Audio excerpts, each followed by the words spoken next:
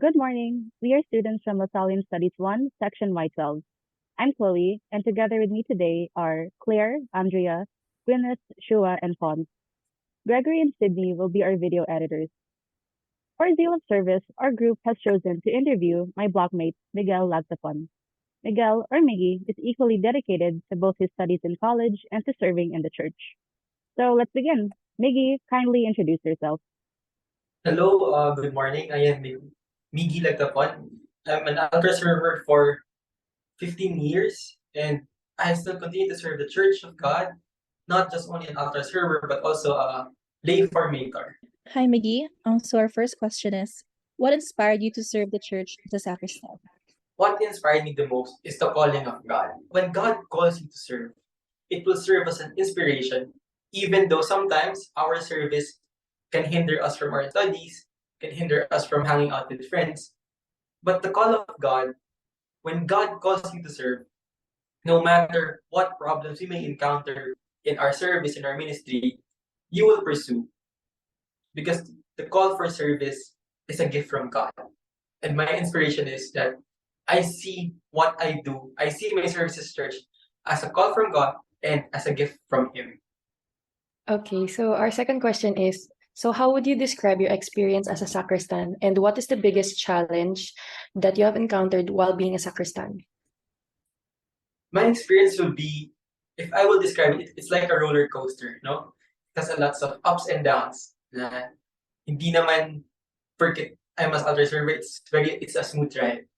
And there was one point in my life where I said na maybe I'm too old for this. Diba? Usually when we see altar servers, they're kids, no, ranging from grades 1 to 6. Then I said to myself, maybe I'm too old. So I took a rest for almost 3 years. And then that was the biggest challenge for me because I almost lost my faith. But I became a nominal Catholic. A nominal Catholic is the one who attends the mass but does not know things about faith or does not really practice the Catholic faith. So that was my biggest challenge as an altar server, no? From altar server becoming a nominal Catholic. And then there was a point, then God called me back to service, and here I am, still continuing to serve for already 15 years. Okay, thanks, Miggy, for that. So our third question is, what does service mean to you, and what do you think counts as an act of service? Service for me is an act of love. You do not do service if you do not do it out of love. No? Service is giving oneself, sharing your talents, your gift, diba? Your resources to other people, especially those who needs them. And the church needs our service.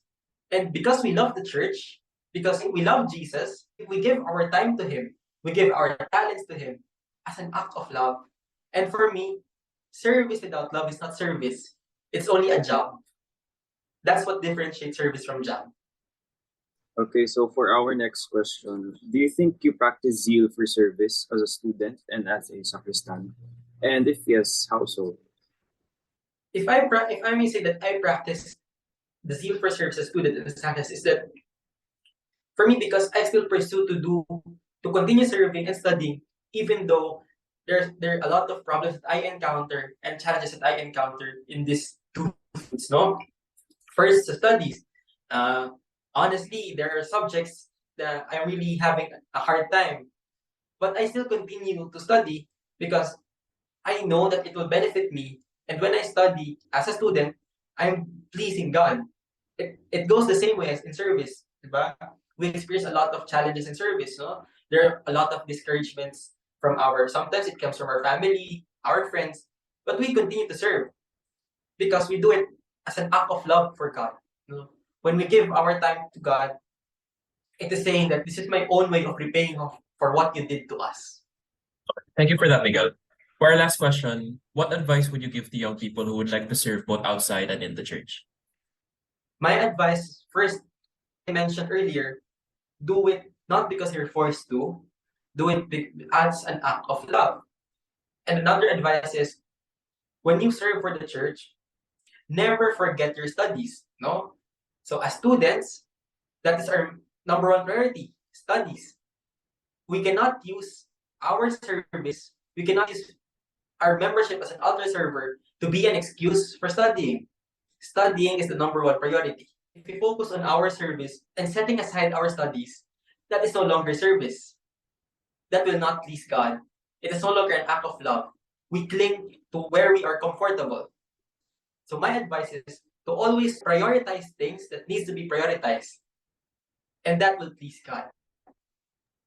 Thank you for your time today, Miggy. You've learned a lot. Thank you. Thank you so much. Thank you, Din.